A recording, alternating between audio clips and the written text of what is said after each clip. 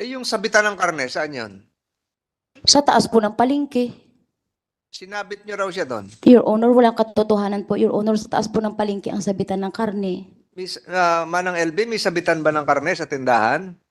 May naiiwan po doon pag nagpakakatay po ng baka. Nag-aiwan po sila ng sabitan ng karne doon. Sabitan ng karne, ito ba yung bakal na parang letter J? Opo. Doon ka sinabit? Sinabit ka doon? Opo. Saan yun? Sa palengke o sa bahay? Doon po sa may kusina po. Meron din sabitan doon. Paano ka sinabit? Kamay lang po ng kasama ko. Sino nagutos? Si Ate Franz po. So paano, nakatali ka sa lubid o sinabit ka doon sa damit mo, mapupunit yon? Sa leeg po. Ha? Binuhat po. Binuhat ka pasakal. Opo. LB. Yung pong boy namin, yung nagkatadtad ng karne namin. Anong pangalan? Si Ogie po. So, paano ka nagsabit? May tali ka sa leeg? May tali ka sa bewang? Paano? Wala po, binitbit lang po at binitin po talaga ako ni Kuya Ogie sa leeg na bakal. Upon instructions ni Ginang Franz? Sa utos ni Ginang Franz? Opo. Paano mo alam na nag-utos siya?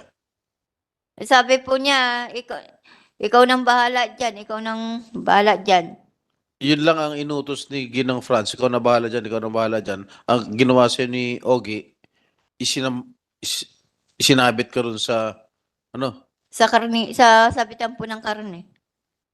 wala namang inutos si Ginang Franz na isabit ka doon. Wala po. Si Ogie lang. Opo. Sabi niya po, sige, bahala ka na dyan.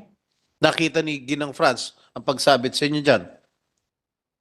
Nakita ba? Opo.